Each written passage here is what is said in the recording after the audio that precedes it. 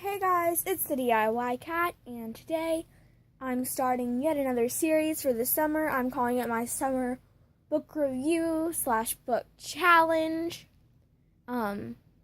So I'm a very avid reader as well as loving to study and obviously art and DIYs and Pokemon and all that.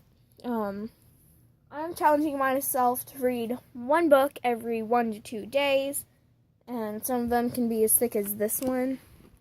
Very thick. It's like almost 400 pages, and although the chapters are very short, it's got like probably 80-something chapters. Over 80 chapters. 86, and there's probably more. But anyway, I am going to give this book a 1, 2, 3, 4, and 1/10 stars. Cats out of 5, and I figured that's a cute little branding thing to do cats instead of stars. But I give it a 4.1 out of 5, and I'm going to go over some of the reasons. Pros and cons list here right in a second. Let me get set up. The book The Impossible Life of Memory by Laurie Halse Anderson is my all-time favorite book, but I will say that parents be warned. You should monitor your child's wanting to read this. It is a very heartfelt book, but it also deals with some very strong issues.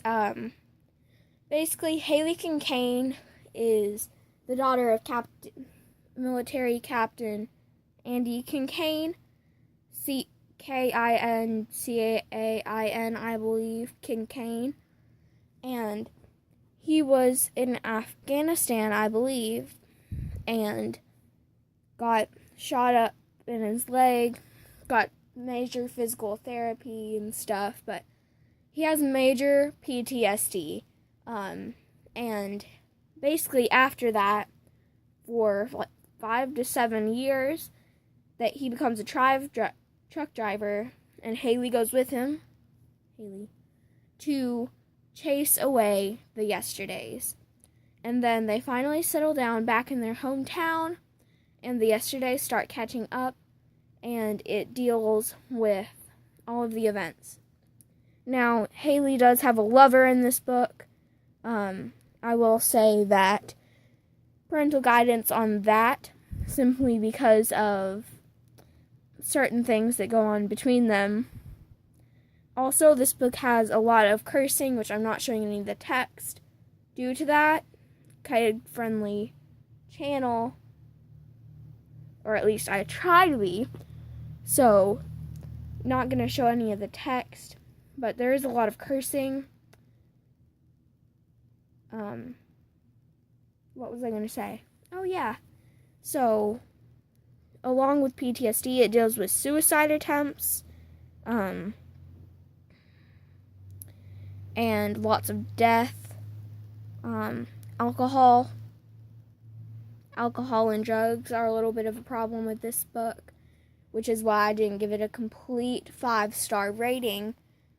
But Laurie Halse Anderson portrays the characters amazingly well. They're very well developed characters. I found it a quick read here. Very quick read, and it's worth 15 AR points if you use Renaissance Place at school.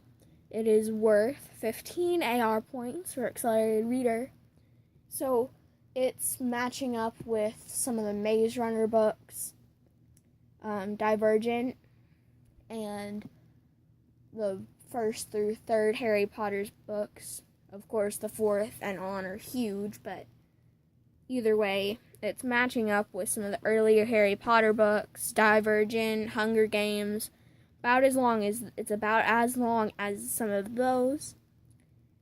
I would definitely recommend it to older middle grades and high schoolers. Actually, I just finished rereading it. I read it for the first time at the beginning of this school year, and now that it's beginning of summer, my school has just got out. I reread it, basically all of it in one morning. Actually, I had already reread the first 100 pages, just kind of casually at the end of school. And then I think the first day where we were out, I read 100 and got to page 200 of like 391, at least what this copy is. Then I read the rest of it in a single morning. It's a quick read, but it goes faster when you reread it than it. And also, I would like to mention Laurie Halse Anderson's Speak here. That's also a novel of hers. I have not read that one, but similarly to this, it does deal with some very strong issues. So if your child is wanting to read that one, I would kind of base it. Actually, the issues are a lot, in my opinion, stronger in that book than in this one. So just as a word of the wise. Alright, I will see you when I finish my next book with another book review. And then sometime later this week, I will have a DIY and a math video up. So lots of content coming from me this summer.